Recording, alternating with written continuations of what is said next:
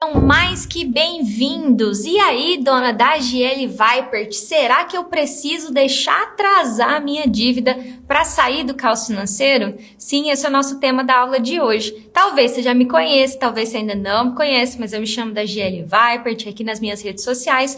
Meu trabalho é ajudar assalariados a saírem do caos financeiro e fazerem o salário sobrar. Então vamos lá, preciso atrasar para deixar negociar. Por que eu vou falar disso, né? Infelizmente, turma, e eu falo infelizmente mesmo, sabe?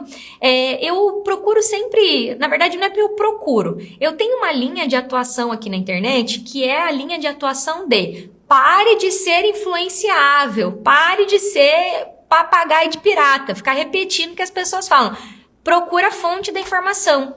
Então, sempre que eu trago uma informação aqui, eu falo, questiona a fonte, pergunta de qual resolução que é, de onde eu tirei isso, me mostra um caso que isso aconteceu, que você está falando, e é por isso que eu sempre estou mostrando resolução, de onde eu tirei isso, onde é que está escrito, olha só a minha aluna que conseguiu. Então, curiosamente, ontem eu falei sobre fatiar a dívida, né? Eu falei que você não precisa de mais dinheiro emprestado, não precisa pagar as dívidas à vista, falei que você consegue fatiar a sua dívida para que ela caiba no quanto você ganha hoje. Falei que isso está previsto no nosso Código de Defesa do Consumidor. E hoje a gente vai falar sobre se precisa deixar atrasar. E por que eu fiz essa introdução falando do senso comum, que é a informação que se espalha na internet, né? E eu preciso fazer, eu mesma vou ser a primeira que vou jogar a culpa nas minhas costas, tá? Lá atrás, eu também fiz parte do grupo de educadores financeiros que falavam para as pessoas parar de pagar e esperar que o banco vai mandar uma proposta para você. Então eu sou a primeira a dizer, gente, eu já falei isso. E por que eu falava isso lá atrás? Era porque eu era ruim? Ou é porque os outros educadores financeiros são ruins? Não. É porque, de fato, presta atenção aqui o que eu vou te dizer. De fato, quando você tem uma dívida de cartão de crédito, de negativo de conta corrente e de empréstimo, uma dívida pequena, uma dívida lá de 4 mil, um empréstimo de 3, 4, 10 mil, um limite de 2 mil, de fato são dívidas pequenas que se você para de pagar, o banco já deu esse dinheiro para você. Então é óbvio que ele vai cobrar você loucamente, vai ficar te ligando o dia inteiro. E sim, ele vai ter interesse de resolver logo isso com você. Porque é uma dívida que ele já pagou ali, já deu dinheiro para você e ele vai vir atrás de você para receber. Então isso não é mentira. Seu nome vai entrar no Serasa, vai ficar sujo, seu crédito vai ficar manchado, aquele negativo que ficou ali, quanto mais tempo sujo você fica, pior é para recuperar o score. Volta, mas é pior. Então eu não quero esconder de vocês que isso existe. Tanto que o Serasa, que é o Serasa Limpa Nome, ele é um feirão que existe para ajudar os endividados que estão inadimplentes a negociarem as dívidas. Então, a Dagi sempre começa essa aula falando assim, gente, eu já falei isso. Então, eu já fiz parte desse grupo, então eu reconheci o meu erro. Dagi, o que fez você mudar de posição? Lá em 2020, tá? 2020 foi a época que eu me posicionei no mercado como especialista em endividamento. Então, a Dagi não ensina a investir, a Dagi não ensina a fazer fundo imobiliário, a Dagi não ensina ações, a Dagi não ensina fundo imobiliário. Então, eu me posicionei para atender pessoas com dívidas.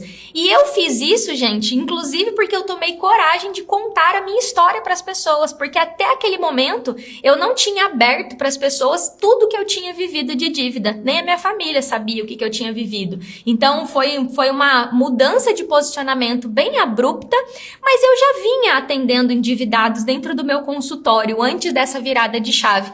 E eu, da GL, na minha conduta profissional, nunca tive a postura de esperar.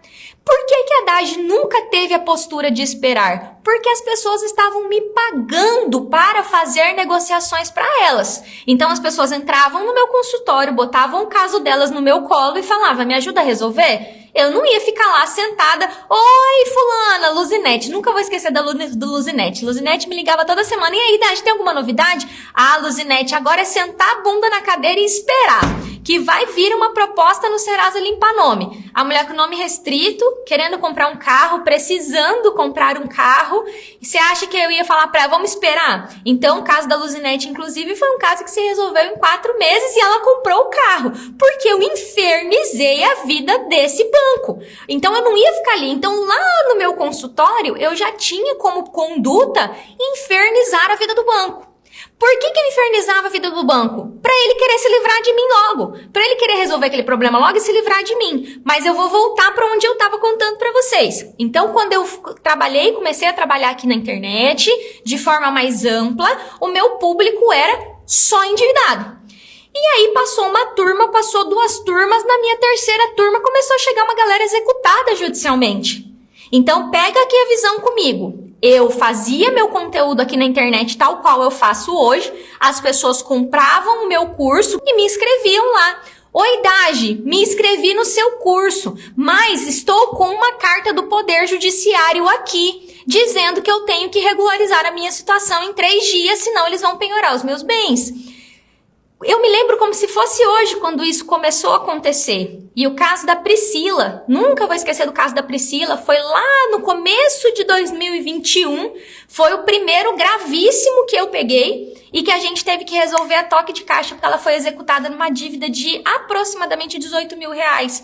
Então teve um determinado momento que, se você for fuçar nos meus conteúdos, você vai achar essa minha mudança de posicionamento, onde eu entendi que, sim, eu não vou dizer que o banco vai executar todo mundo, mas eu não posso olhar para uma audiência de endividados e esquecer que aqui tem gente que deve 20, 50, 100, 200, 300 e não vou falar para essas pessoas que é só elas esperarem. Isso seria, muita gente ia bater palma para mim, ia falar, entendi, então é só dar o calote e esperar. E eu decidi comprar uma briga, né? Porque, querendo ou não, eu me posiciono contra isso. Então hoje eu não digo que é para fazer, eu sou contra, veementemente contra, pelo tempo que a pessoa fica no Serasa, pela paz que ela não tem e principalmente pelas consequências que muitas vezes não são faladas. Então, o que eu quero que você entenda aqui? Então, eu estou partindo do princípio de contar para vocês como foi essa minha mudança de postura e dizer por que eu sou a pessoa que, sim, meu posicionamento eu já vou dizer para vocês. Meu posicionamento é contra deixar atrasar para negociar depois e resolver a vida financeira. Porque, principalmente, isso não vai te trazer paz. Agora, se não é para deixar atrasar, meu amor, o que eu tenho que fazer? Vocês já estão perguntando isso, né? Antes de eu começar a falar um pouco mais sobre isso, eu quero que vocês entendam que eu não estou aqui para falar mal de educadores financeiros, que eu não estou aqui para falar mal de todas as pessoas famosérrimas que vêm na internet dizer para você pare de pagar suas contas, tal qual pessoas que eu admiro, respeito. Então, não estou aqui para meter pau em ninguém. Estou aqui para dizer que o médico que cuida do clínico geral, ele vai falar pra você que não tem problema você tomar uma cervejinha no final de semana. Agora, se você tiver com uma gastrite grave, ele não vai falar pra você tomar cerveja, não. O clínico vai falar que não, só uma cervejinha não faz nada. Você tá com uma gastrite toda lascada no estômago, o médico vai falar pra você, evita cerveja, você tá com uma gastrite grave no estômago. Não é pra ficar tomando omeprazol. Cuida do seu estômago tá zoado. Isso aí pode evoluir para uma coisa mais grave. E às vezes um clínico vai dizer, não, só uma cervejinha não mata. São 2 profissionais que vão dar uma opinião. Às vezes o clínico não conhece tanto o seu caso e vai dar uma opinião. Então eu quero que vocês parem de ouvir qualquer coisa e olhem para o caso de vocês. Então, qual que é a ideia aqui? Não é meter pau em ninguém, não é falar mal de ninguém, não é dizer que eu sou a certa. Eu quero que você se torne capaz de avaliar o seu caso e tomar as suas decisões. A minha pegada aqui é educação. Se eu quisesse dizer pra vocês assim, eu sou foda, porque tudo que você precisa é comprar meu curso, porque tudo que você precisa é que eu resolva a sua vida, aí vocês já desconfiavam que tem alguma coisa errada. Por quê? Cara, eu quero mostrar pra você que você é capaz de entender o seu caso. E se você quiser fazer mais rápido e quiser ajuda, você contrata alguém pra te ajudar. Dito tudo isso, a gente vai para um próximo ponto, tá? O que a gente tem de oportunidade quando a gente olha para sua dívida e para o seu caso, tá? Presta atenção aqui comigo. Existem tipos de dívida. As dívidas não são iguais. E quem está me acompanhando ao longo dos últimos dias viu que eu falei sobre o registrato e eu falei, você precisa pegar o total do seu endividamento. não interpreta aquela parada. Tem uns nomes diferentes, tem umas coisas diferentes lá, então você não vai interpretar ali não o registrado. Depois eu falei para você da importância de você ter os contratos das dívidas, porque aí você ia perceber que existem consignados que têm taxas diferentes, existem consignados que têm um seguro embutido lá dentro, existem empréstimos que são com e sem garantia, existem os cartões de crédito, existem os negativos de conta e existem os refinanciamentos de carro, financiamento de casa, financiamento de casa, isso falando no sistema financeiro nacional, tá? Dívida de banco, a Haddad falando difícil, né? Dívida de banco. Quando a gente pega essas dívidas, eu me preocupo em dividir essas dívidas em 4 grupos. E eu quero que você presta bastante atenção aqui comigo, tá? Porque isso é um conhecimento técnico e vai exigir um pouquinho mais de você para que você entenda, isso aqui é meu caso. Como que a gente divide os grupos de dívida? E eu quero que você comece entendendo que é como se fosse um guarda-roupa e eu tenho calça, camiseta, vestido e short. 4 tipos de dívidas diferentes, tá bom? Então, a gente faz uma primeira separação. Vou explicar como se fosse uma pizza de 4 sabores. Vai ficar visual para vocês. Então, cada dia eu dou um exemplo diferente, né?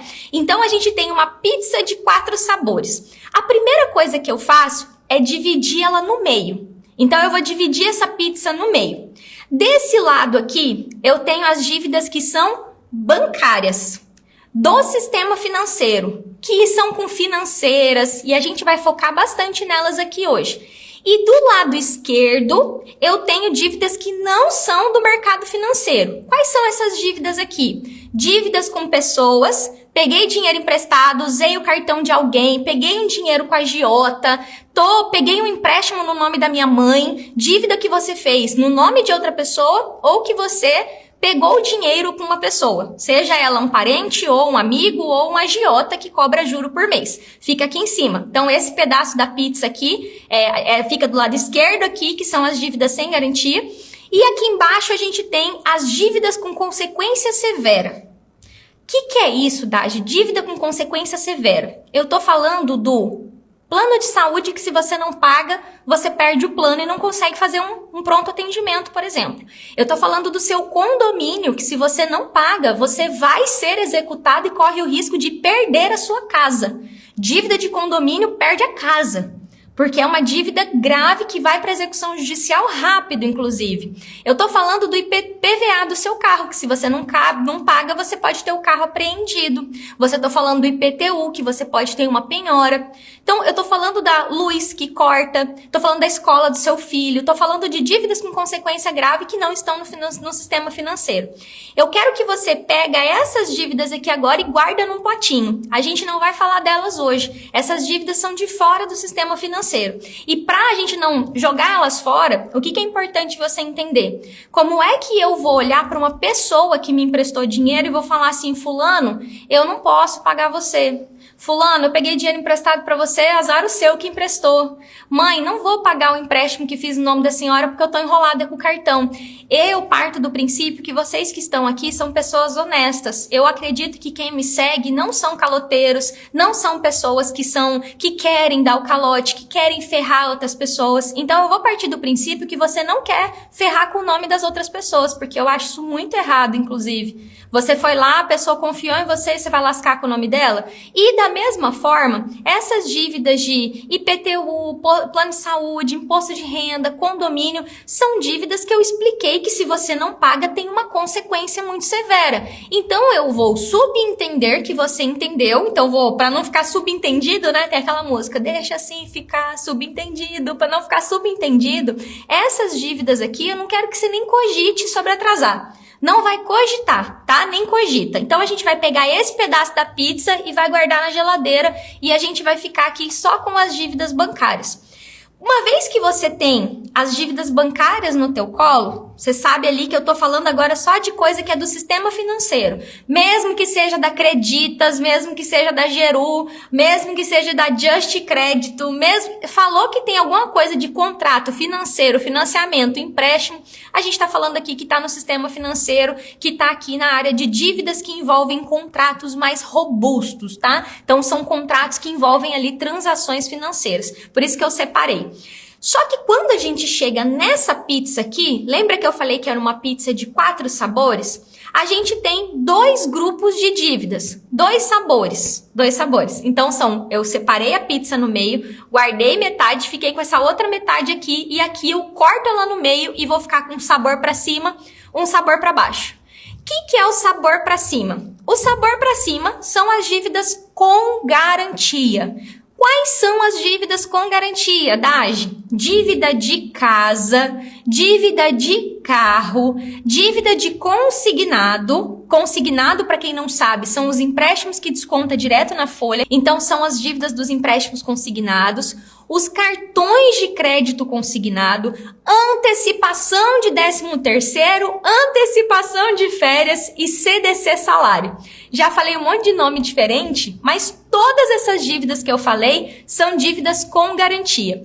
O que significa uma dívida ser com garantia? Significa que se você não pagar a sua casa, ela vai para leilão.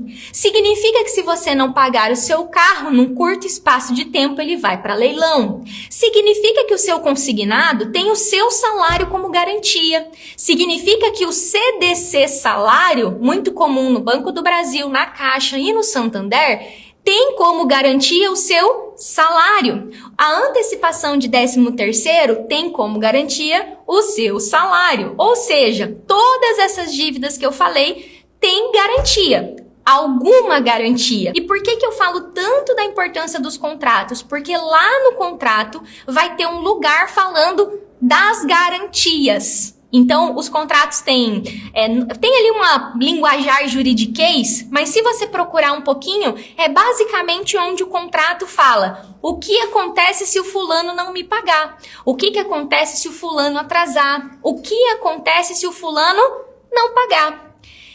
E, pelo que vocês andam me contando, e pelo que vocês acabaram de me confirmar aqui, muitos de vocês têm dívida com garantia. E Dagi, então por que você deu essa aulinha de dívida com garantia?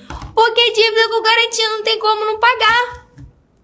Como é que eu não vou pagar? Aí eu sento aqui, toda educadora financeira, pare de pagar essa dívida. Não pague o banco. Como, criatura? Se a pessoa, maior parte da dívida dela, tá com garantia no salário. Percebe? Então, qual que é a primeira grande conclusão que eu quero que vocês tirem daqui? As dívidas com garantia representam muitas vezes uma grande parte do teu endividamento e elas têm garantia. Então, eu já vou lá para outra caixinha que são as dívidas sem garantia. Então, o que a gente enxerga a partir disso? Qual é a oportunidade que eu quero que você enxergue? Se a dívida está grudada no meu corpo, e tem umas dívidas que eu chamo de dívida câncer, eu vou fazer o possível para diminuir os sintomas daquela dívida. Como é que se eu tô com a parcela da casa em atraso, eu proponho uma negociação para a Caixa para eu parar de pagar só a parcela mais atrasada e renegociar essa casa? Se eu tô com o carro atrasado, como é que eu coloco esse carro em dia de uma forma que eu consiga pagar? Porque todas as parcelas eu não consigo. Como é que eu consigo parar de fazer consignado, porque toda hora eu faço um consignado para pagar o limite, faço um consignado para pagar o cartão, faço um consignado para pagar outro consignado. Como é que eu faço para parar de pagar o mínimo do cartão de crédito consignado e renegociar essa dívida? Como é que eu diminuo o juro do consignado? Como é que às vezes eu tento pagar esse consignado mais rápido, se for possível? Que aí já é o auge do sair do caos financeiro, é conseguir pagar o consignado mais rápido. Como é que eu consigo pegar aquela antecipação de 13º, que agora tá na época, né, da antecipação do 13º, e parar de adiantar isso? Então, esse grupo de dívidas não tinha nem que ser falado sobre pare de pagar suas contas. Então, vocês percebem que se eu chegar aqui e simplesmente falar para você, solução para sua vida, não pague o banco. Tchau, beijo, me siga para mais dicas como essa.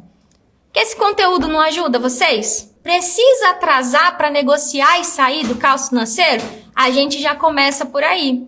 Então, vocês que têm consignado, eu quero que vocês entendam que os consignados, a dívida da casa, tudo que são essas dívidas com garantia, elas são dívidas que nem tem essa opção de atrasar. Não tem como tirar consignado da folha. Não tem como não pagar o cartão consignado. Não tem como não pagar. Então, para que eu vou nem ficar com essa dúvida? Então, para que vocês possam avançar para entender o que é uma negociação de dívida e por que qualquer pessoa consegue sair do caos financeiro e fazer o salário sobrar, você vai precisar entender que as dívidas são diferentes.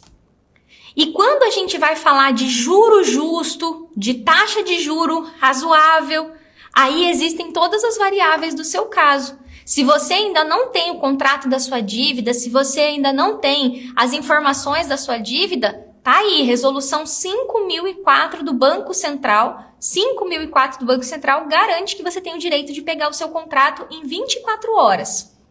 Tem que te entregar. Então, agora que você entendeu isso, você começa a entender que, peraí, esse papo de deixar atrasar não faz muito sentido. Se você quer ficar sem pagar o banco, se você quer continuar nessa toada de que o jeito é não pagar, cara, eu te desejo muita sorte, eu te desejo que você não seja executado e eu desejo do fundo do coração que você consiga ficar em paz devendo. Porque normalmente as pessoas que me acompanham não ficam em paz devendo. Então, como eu falei, eu não quero uma briga com ninguém. Vocês são dono e proprietário da vida de vocês. Vocês precisam decidir o que vocês querem. Precisa deixar atrasar para negociar? Eu estou aqui para dizer que não. Quando a gente vai lá para as dívidas, lembra que eu falei que são 4 grupos? A gente tem o grupo aqui de baixo, que são os cartões de crédito, os empréstimos sem garantia. Então, os empréstimos que tá lá, se você não pagar, você vai para o Serasa e o banco vai executar a sua dívida nos órgãos de proteção ao crédito, cartório e inclusive no Poder Judiciário. Que aí a gente fala que são as consequências de não pagar uma dívida. E aí, quando a gente fala dessas dívidas, então quais são as dívidas que sim, existe a possibilidade de você não pagar, tá? Então, você pode não pagar o que você quiser, desde que você esteja com bastante consciência de quais são as consequências. Então, sim, você pode não pagar o empréstimo, você pode não pagar o cartão, você pode não pagar o limite, você pode. O que vai acontecer com você? Com 5 dias o banco vai colocar o seu nome no Serasa. Depois disso, você vai entrar na roleta russa da execução judicial. O que é a roleta russa da execução judicial? Pode ser que você seja o escolhido para ser executado. E aí você vai ser executado, vai ter que contratar um advogado que custa, em média, uns R$2.000 por dívida, para ele construir lá os embargos da execução. E vai ter que pagar 10% do ganho de causa para o advogado. Então, além de pagar a dívida, além de pagar todos os honorários, você ainda vai ter que pagar 10% do ganho de causa para o advogado. Fora o quiprocó que é você ser executado e você ter que entrar com tudo isso para resolver. Em muitos casos, nem compensa. Então, quando vem uma execução judicial abaixo de 20 mil, 30 mil, às vezes não compensa embargar, melhor fazer um acordo por causa do custo que é se defender dessa execução. Então percebe que eu estou desenhando o cenário para vocês que pode acontecer. Acontece com todo mundo? Não estou aqui para falar que acontece com todo mundo ou não. Estou aqui para falar que acontece. Na minha última turma, eu fiquei assustada de ver a quantidade de gente que entrou com o processo de execução começando já. E aí, graças ao bom Deus, alguns a gente consegue, evitar que o processo vá para frente, mas é muito desafiador. É muito desafiador, porque o banco já falou, manda executar. E aí tem uma outra parada que talvez não esteja presente para vocês. A execução judicial, que antes era muito mais complicado de fazer, dependendo do valor da dívida, o banco faz assim, no estalo de dedo, e tem um monte de advogado cassação de execução, que vai atrás do devedor. Inclusive, eu conheço um advogado incrível, professor como eu, que ensina advogados a irem atrás de pessoas que não querem pagar suas contas. Então, todos os dias estão se formando novos advogados que vão atrás do devedor. Então, a minha pergunta que me vem em ponto de interrogação é: qual é o sentido de uma pessoa que está endividada, que foi lá fazer a dívida, simplesmente não pagar e ficar esperando? Gente, não faz sentido. Você não precisa ser muito inteligente. Você não precisa entender de finanças. Você não precisa ser formado em direito para entender que não faz sentido. Você foi lá e pediu dinheiro. No contrato está escrito, de um lado, João, do outro, Santander. Qual é o sentido de quando você se endivida, o banco também tem responsabilidade por quem emprestou, você sentar e ficar esperando? Não faz sentido. Desculpa a palavra, mas é burrice, na minha opinião. Porque, peraí, eu não fui lá pegar o crédito? Agora que eu tô com problema, eu não vou lá atrás? A grande questão é que eu tô primeiro falando aqui sobre essa loucura de simplesmente parar de pagar e ficar esperando. Então, se esse não é o caminho, dado todos os riscos que tem, qual é o outro caminho que eu tenho? E é para cá que vocês olham. Então, a Dage não vai ficar aqui macetando o que pode acontecer se você deixar o nome sujo, porque eu preciso partir do princípio que tu não quer isso para tua vida. Eu preciso partir do princípio que você não quer isso para tua vida. E se você já deixou atrasar, já tem alguma conta atrasada, a última coisa que eu vou dizer é, além de estar correndo todo esse risco que eu falei agora, se você está pagando um banco e não está pagando o outro, isso está registrado no seu sistema, que é o registrato. Tá bem lindo lá. Maria, Itaú, em dia, Banco do Brasil, em atraso. O que isso significa? Tá pagando um, não tá pagando o outro. Executa. Eu trabalhei no banco. O critério que a gente olhava para cobrar um cliente de forma judicial, um deles era esse. O fulano tá pagando o outro e não tá me pagando. Bora judicializar. Por quê? Tá escrachado lá. Então tem um monte de perigo que quem não paga as contas não enxerga. Uma das minhas broncas com os meus alunos, eu falo para eles, olha, vocês entraram aqui, agora vocês arrumam isso. Vai negociar com todo mundo. Ah, mas é que o Itaú é meu queridinho. Vai negociar com todo mundo, porque você é honesto, correto. Pegou com o Itaú, com o BB e com o Santander? Vamos negociar com os três. Se eu jogo fora essa opção de simplesmente deixar atrasar, eu paro de me distrair, gente. Eu paro de me distrair e foco em negociar. Sair das dívidas, sair do caos financeiro e fazer o salário sobrar não é fácil. O meu trabalho aqui é tornar mais simples e menos dolorido, para que você resolva isso mais rápido, mas não é fácil. Existe técnica, existe estratégia, são 3 pilares: clareza, preparação e negociação. E foi por causa da falta de conhecimento que você teve até aqui que você não consegue sair disso. Há quanto tempo você vem tentando do jeito que eles dizem pra você? Parcela, fatura, pega mais um empréstimo, junta tudo numa parcela só, corta os gastos porque a culpa é sua. Vai trabalhar da meia-noite às 6 porque você tá devendo e você é um endividado que só merece se fuder. É isso que eles falam pra você. Vai trabalhar mais. O problema é seu, paga o juro. O juro já é baixo. É isso que o pessoal fala dos consignados. Você vai lá negociar, o gerente fala, não tenho o que fazer porque seu juro já é baixo. Fala pra ele pagar o seu juro baixo então, já que o juro é baixo.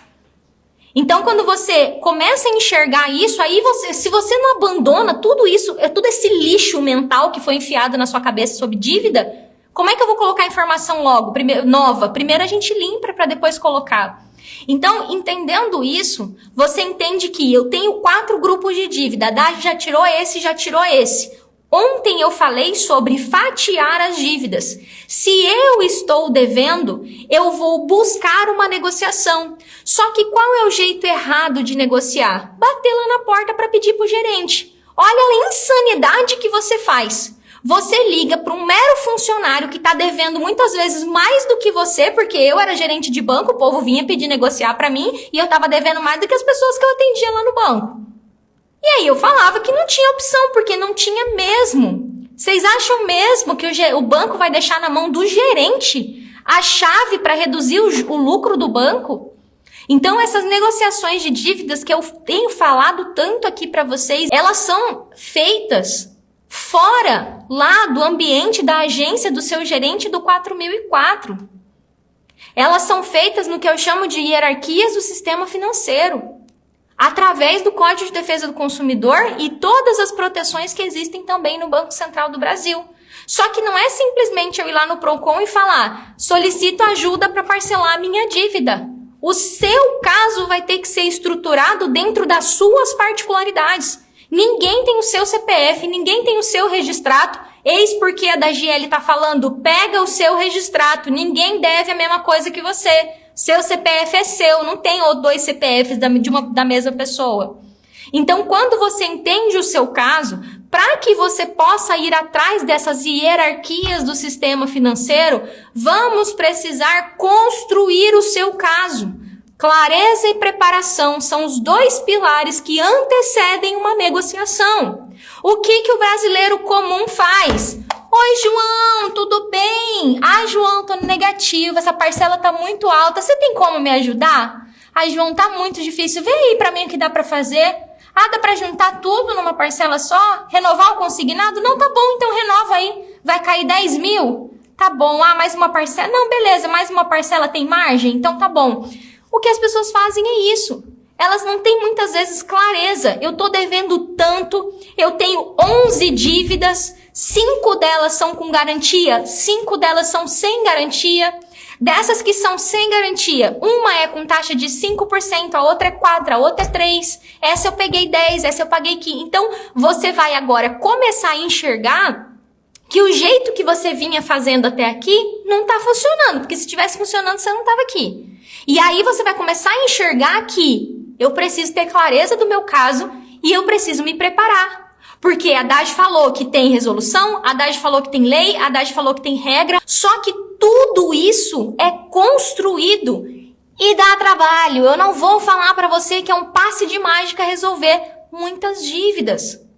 Resolver o endividamento, independente de já estar em dia, se está em atraso já, se atrasou um e não atrasou outro. E é uma construção. E por que a Haddad está aqui hoje falando sobre precisa deixar atrasar? Porque vocês muitas vezes têm essa coisa na cabeça e a resposta é, não precisa deixar atrasar.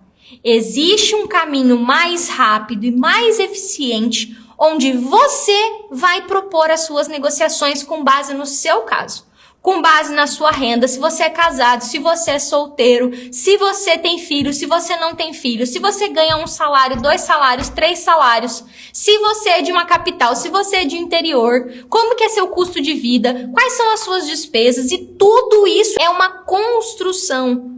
Clareza, preparação e negociação. Grava isso aqui que eu tô falando para vocês.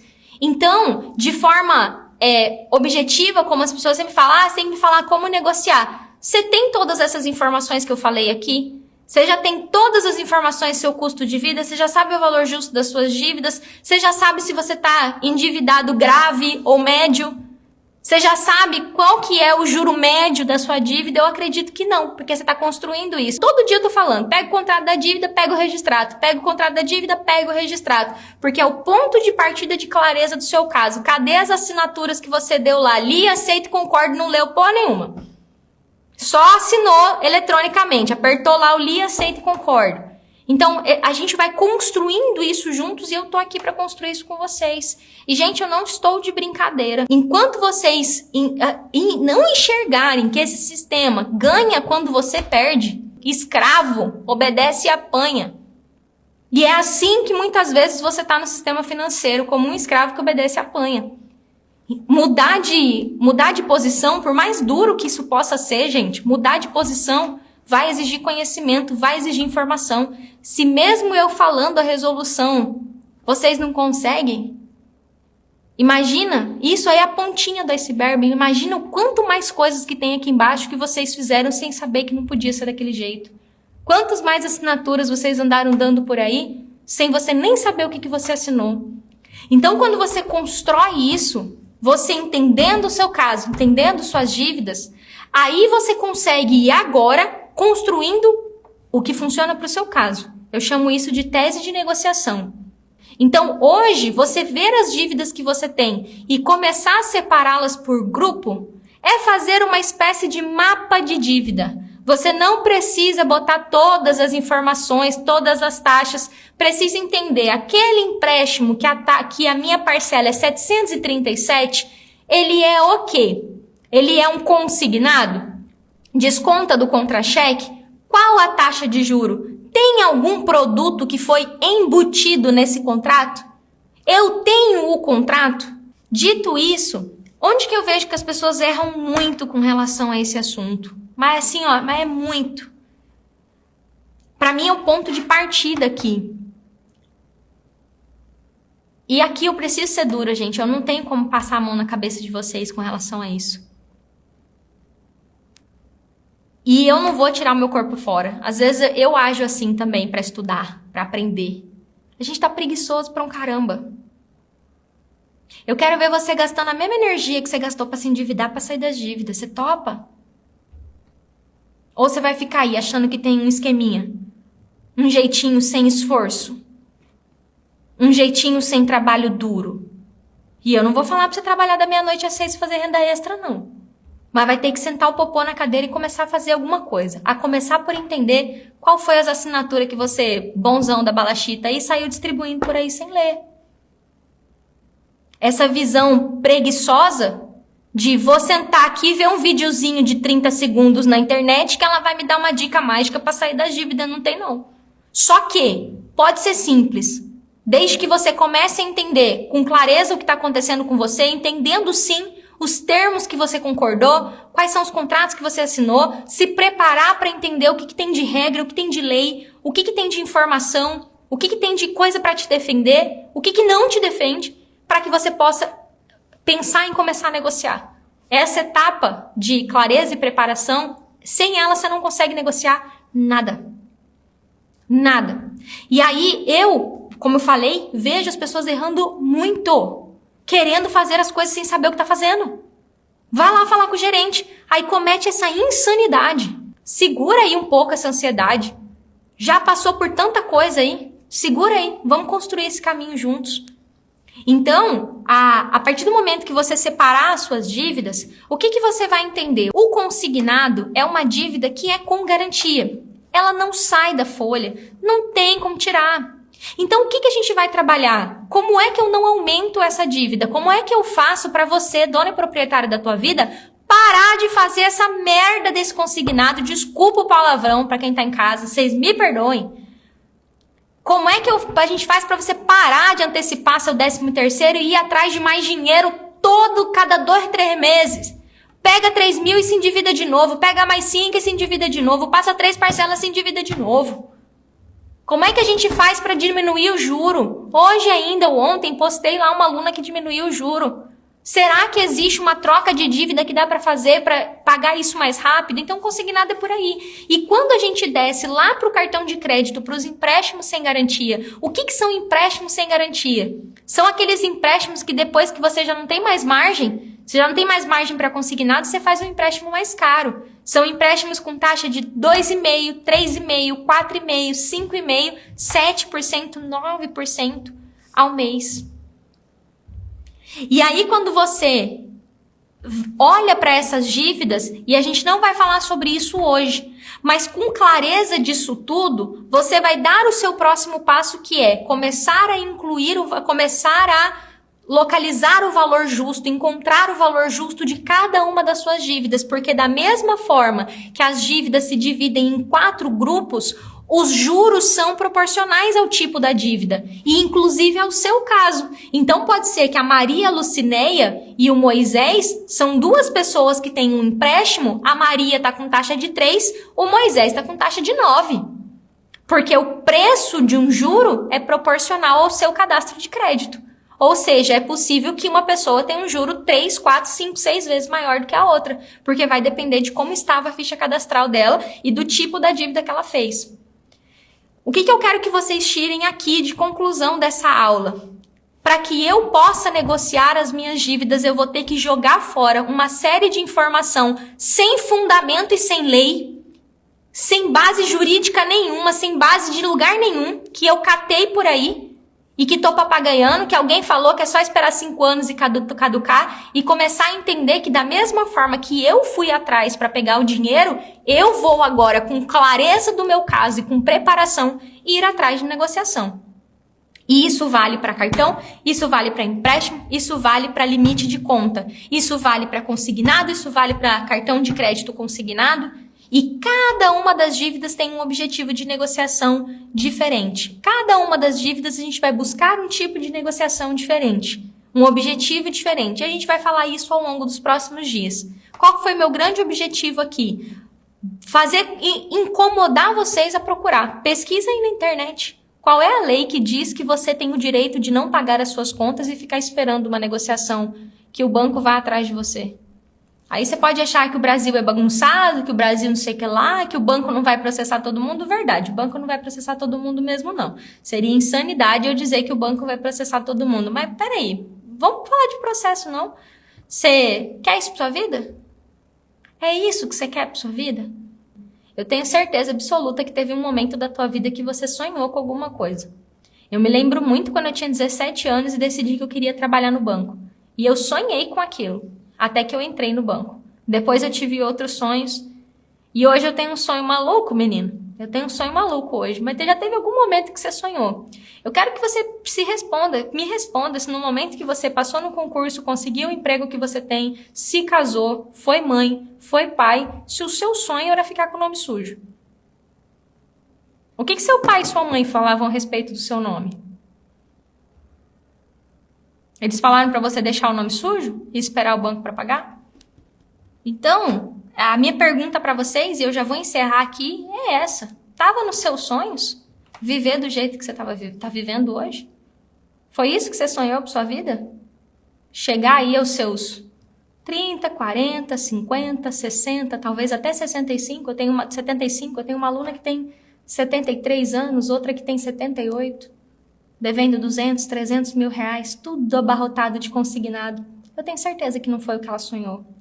E a vida que você está vivendo hoje, eu aposto que não foi a vida que você sonhou, porque eu também nunca sonhei em ser endividado. E é muito provável que dívida já tirou sua paz, já tirou sonho e já tirou vida. E de verdade, você acha que seu problema é parcelar a dívida? Você acha que seu problema é negociar a dívida? Seu problema é muito mais embaixo. Eu tô aqui falando para você, mostrando para você que você pode deixar de ser escravo. Mostrando para você que você pode deixar de ser, desculpa se eu vou te ofender, mas você sabe que quando você assinou um monte de contrato sem ler, você foi ignorante. Você foi feito de trouxa. Você contratou produto que você não precisava contratar. Você paga por coisa que você não precisava pagar, porque você foi inocente. E foi vítima, assim, de um sistema que é feito para te lascar. Eu tenho certeza que você não sonhou em estar vivendo esse endividamento. E eu não tô aqui para dizer que a culpa é toda sua. Só que você vai ter que entender como adulto, que adulto só faz o que ele acha que é importante. Vocês não vão me escutar. Sabe quem que você vai escutar? Você. Aí se você decidir me escutar, você vai me escutar. Mas chances são que de todas as pessoas que estão aqui, só 1% vai sair das dívidas. O Brasil tem 70 milhões de brasileiros endividados.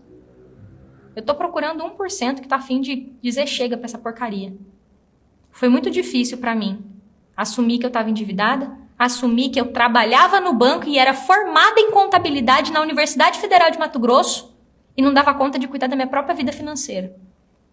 Eu tive que enfiar meu orgulho no bolso e entender que eu precisava fazer um dever de casa. Aprender os que os meus pais não me ensinaram, aprender que o banco não era bonzinho, aprender que eu tinha sim que lutar pelos meus direitos e comigo foi muito mais difícil, porque não tinha tudo isso que tem hoje. Foi há 10, 11 anos atrás, não tinha vídeo na internet dizendo que eu podia negociar pelo valor justo. E se tivesse, eu morria de medo do banco de perder o meu emprego, e aí eu nem pensei em fazer nada. Eu não vou fazer milagre na tua vida, não. Vai começar por você. Você tomando decisão de falar assim, chega, eu cansei. Quando eu digo que você não precisa deixar de pagar e esperar o banco entrar em contato com você, é porque eu sei o quanto custa isso dentro de você, e o quanto acelera o seu caminho você tomar as rédeas da sua negociação, você tomar as rédeas do seu caso e fazer diferente a partir de agora. Porque isso aqui é sobre você. Eu tô procurando quem não quer sentar a bunda na cadeira e ficar esperando o banco ir atrás. Eu tô procurando quem não quer esperar. Eu tô procurando quem quer ir atrás do que é justo, do que é correto, do que é certo. Eu tenho certeza que você é plenamente capaz de mudar a sua vida. Eu não acho que você é um coitadinho, eu não acho que você é uma vítima. Eu acho sim que você até aqui foi vítima desse sistema. A partir do momento que a gente se cruzou aqui, ó, o que você vai fazer da sua vida eu não sei. Mas eu tenho certeza que todos os dias não sai um vídeo meu aqui onde eu não falo. Não é errado lutar pelos seus direitos, não precisa dar calote, não precisa fazer nada errado. É você assumir a rédea e decidir construir uma nova vida. Então pode ser que até aqui você foi escravo desse sistema, você apanhou e obedeceu, pagou por coisas que você não precisava pagar. Daqui pra frente é uma escolha sua. E eu me comprometo com você. Agora é uma questão de você se comprometer. Porque às vezes eu dou umas broncas aqui, mas eu tenho plena convicção que você é adulto, grande, capaz de enxergar a palhaçada que está acontecendo na tua vida, muito por negligência sua, muito por abuso de todas as coisas que acontecem no sistema financeiro. Pega a tua parte. É o que eu falo. Joga aqui e mata. Igual o jogador de futebol fala. Manda aqui que eu mato. Eu tô comprometida que vocês enxerguem que o poder de mudar a vida de vocês está com vocês. Mas vai ter que jogar um monte de coisa fora para abrir espaço mental para começar a fazer diferente a partir de agora. Pega aqui o que você pegou aqui. Olha o que a gente construiu aqui. Você tá jogando fora um conceito vazio de que é só parar de pagar suas dívidas. Você entendeu que é um perigo fazer isso de forma indiscriminada. Você ficar na roleta russa de não vou pagar minhas contas, vou pagar uma e não vou pagar outra, seja o que Deus quiser se o banco me processar. Você entendeu que as dívidas que você tem são diferentes, que elas têm características diferentes. Você entendeu que você tem o direito de pegar os juros lá, o contrato da tua dívida, que tem uma resolução para isso. Você entendeu que tem uma resolução lá, uma tal de STJ 1085, que é a decisão da STJ, que não tem essa parada de limitação, mas tem como negociar pelo valor justo. Então, olha o que você pegou até aqui. Gente, super beijo pra vocês. Obrigada. Tchau, tchau.